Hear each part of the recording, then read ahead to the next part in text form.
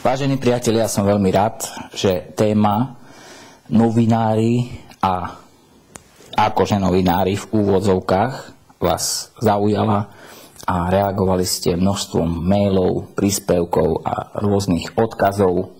Upozornili ste ma na rôzne zákulisné veci, čo sa deje, čo sa nedeje a tak ďalej okolo rôznych osôb.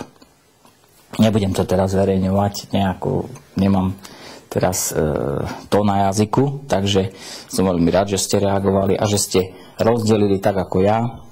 Rozdeľujem novinárov na normálnych novinárov a novinárov akože novinárov, hej. Príkladom toho bola Martina Solčanská z časopisu Markíza, alebo napríklad začiatkom roka, alebo kedy ešte som sa bavil s takou redaktorkou, volala sa Kukučková a bavili sme sa o sledovanosti, pričom ona nevedela ani, čo je to rating a čo je to share. Takže išla rozoberať sledovanosť, ale neuvládala základné pojmy.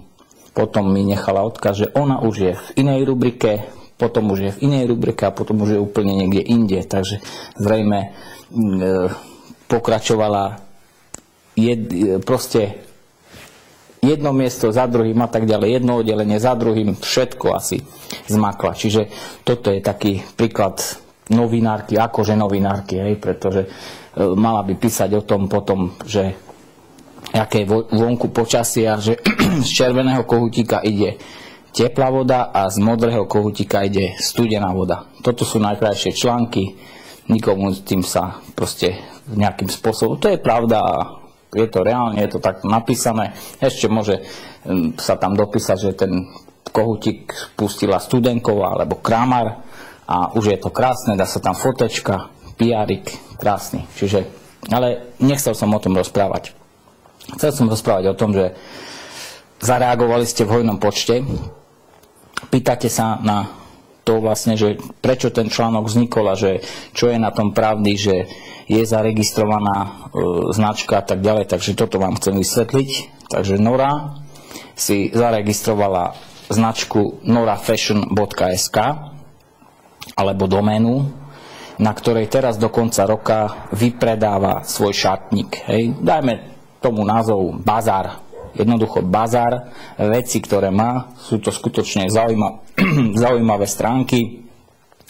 Je tam tisíce fotiek rôznych čižiem, šiat, kostýmov, topánok. Ja žasnem, že čo všetko sa tam proste objavilo. A toto sa jednoducho rozpredáva od minulého týždňa, tuším od piatku.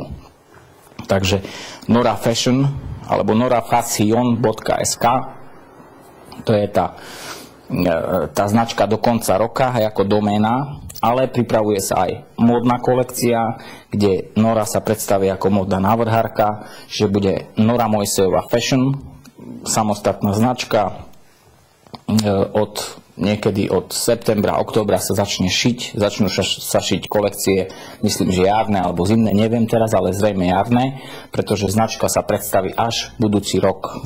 Čiže toľko k tejto veci. Jediná pravda, ktorá bola v tom článku FOPA týždňa v časopise Markíza, že Nora si zaregistrovala túto značku, zaregistroval si doménu a bude na tom pracovať tak, ako každý iný módny návrhár, ktorý začínal a mal trošku skúsenosti, mal trošku vkusu a nebol to len jej nápad. Do tejto pozície v podstate všetci známi, kamaráti a tak ďalej jej odporúčali, aby sa venovala tomu, pretože má určitý druh videnia, ktoré nemá každý a jednoducho má taký vkus, aký sa páči niekomu a niekoľkým. Hej? Nemôže sa páčiť všetkým. Takže zase sme tu u novinárov, ktorí urobia z muchy, malej mušky, urobia teliatko, hej, napíšu boháči, napíšu nemajú vkus a neviem čo. Každý nech si býva tak, ako sa mu to páči. A tak, ako sme dostali 30% listov, že to je také a to je gíč a neviem čo, tak sme dostali 50% listov zo všetkých. Sme dostali, že je to fajn a že si proste žijeme v prostredí takom, akom chceme, čiže nikto nám nejakým spôsobom do toho nezasahuje. Hej? Čiže je to vec vkusu. Ale modná značka to už je nová firma, vlastne je to už, by som povedal, tvrdý biznis, pretože tam začínajú modné prehliadky, začínajú sa točiť, hlásia sa teraz rôzni módni návrhári, ktorí chcú pracovať pre Noru. Hlásia sa rôzne krajčírky a tak ďalej, čiže všetko je to v poriadku.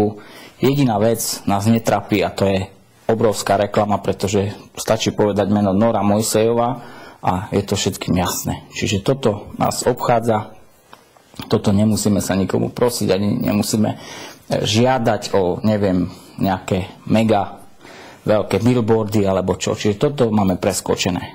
Ďalšia vec je, ako ste sa pýtali, že ten tlačový zákon a tieto veci okolo tohto. Čiže po analýze, právnickej analýze, vydavateľstvo TVTIP obdrží list, v ktorom, lebo musíte, keď idete dnes na súd, na slovenské súdy, tak musí najprv pri konaní sa vás sudca spýtať, či ste použili všetky prostriedky na to, aby ste sa nejakým spôsobom mimo súdu dohodli. Čiže musí najprv návrh na mimosúdnu dohodu a tak ďalej, ale jednoducho bude smerovať žaloba jedna, myslím, a druhá, jedna na ochranu osobnosti, tá je na 2 milióny korún a jedna na ochranu značky, alebo nejakým takým spôsobom proste poškodená značka tam bola na 1 000 000 korún. Čiže spolu na 3 milióny korún, keď to spočítate na poplatkoch, tak je to zhruba okolo 300-400 tisíc korún, takýto špás stojí na súde. Hej? No. Čiže tam budú musieť oni dokázať, že komu sa snívalo, že či vlastne to predstavenie značky malo byť a neviem, tie všetky dristy, ktoré tam boli a škandálom opradená osoba a tieto veci budú musieť dokazovať tak, jak dokazujú iné vydavateľstva, iné nepravdy, ktoré sa popísali a tak ďalej. Takže je to veľmi jednoduché, žaloby sa dajú, ale tlačový zákon je v tom prioritný, že človek môže reagovať okamžite a oni musia splniť tú reakciu, čiže buď právo na odpoveď alebo právo na opravu do určitej lehoty. Čiže to tiež budú musieť zverejniť, že čo a ako a tak ďalej. Takže toľko k téme vlastne minulej časopisu Markíza, vydavateľstva TVTIP, ktoré sa krásne ukázalo, vyznamenalo, keď sme si pozreli, že generálnym riaditeľom je Michal Arpaš. No, radšej by som sa nevyjadroval na túto tému, pretože vedel by som pustiť do éteru rôzne také, alebo by som tak urobil ako oni, vymyslel by som si niečo a pustil by som to von. Ako by im to bolo.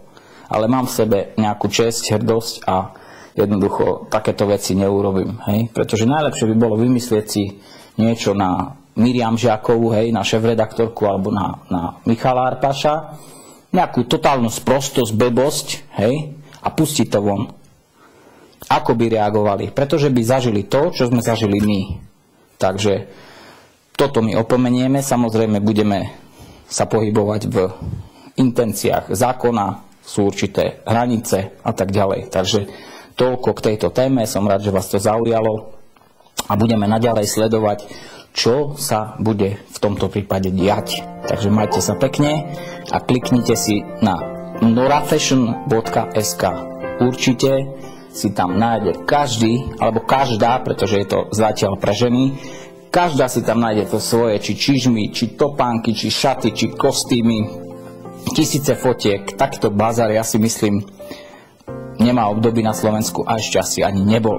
Takže rýchlo, teraz keď skončím, kliknime si www.norafashion.sk. Majte sa pekne, príjemný a pohotový týždeň. Pohodový.